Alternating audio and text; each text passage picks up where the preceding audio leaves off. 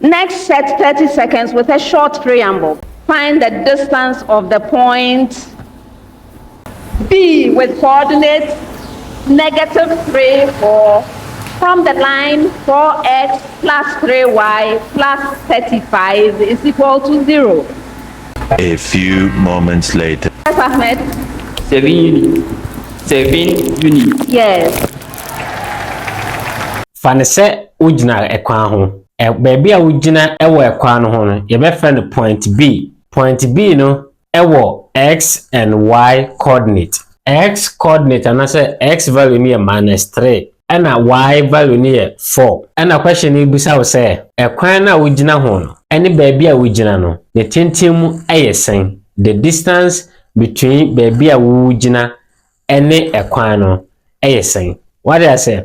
Nti formula na be say distance is equal to road ekwan na ujina ho divided by magnitude. Yakase magnitude da ne tintim fraction mu the that's on your friend the numerator. The numerator na be equation of the line e dey ma divided by denominator. Denominator na yakase magnitude nti be the square root of a square plus b square. Ya who say x is saying -3 from point B no and y is saying 4. A the coefficient of x equation of the line at the amount.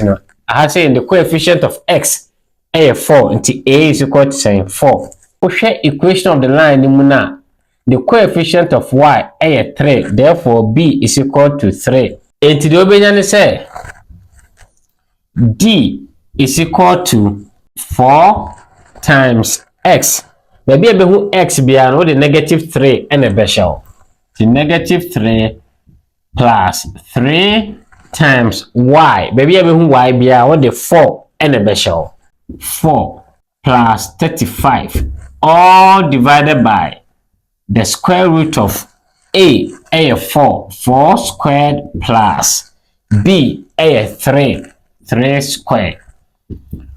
4 times -3 amount -12 plus 3 times 4 amount 12 plus 35 all divided by the square root of 4 squared 16 plus 3 squared 9 equal to -12 plus 12 ebitwam to be 35 divided by 16 plus 9 25.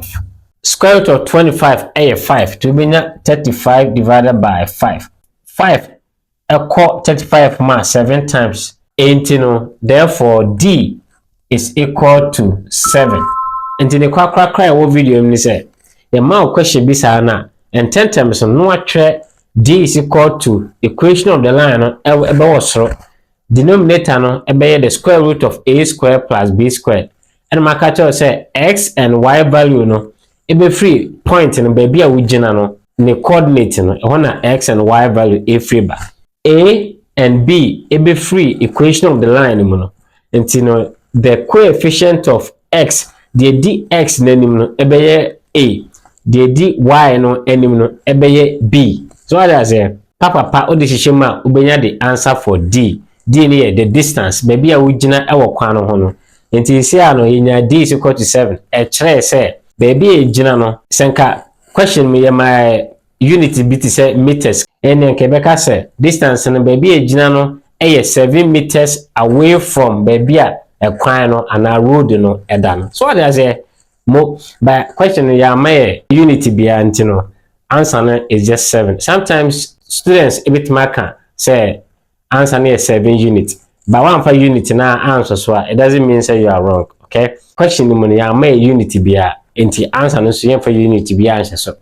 So question me ma unit with the unit e be so answer no so. So what I say mo me da wase so ni me sua de ne aha KokoChem education YouTube channel.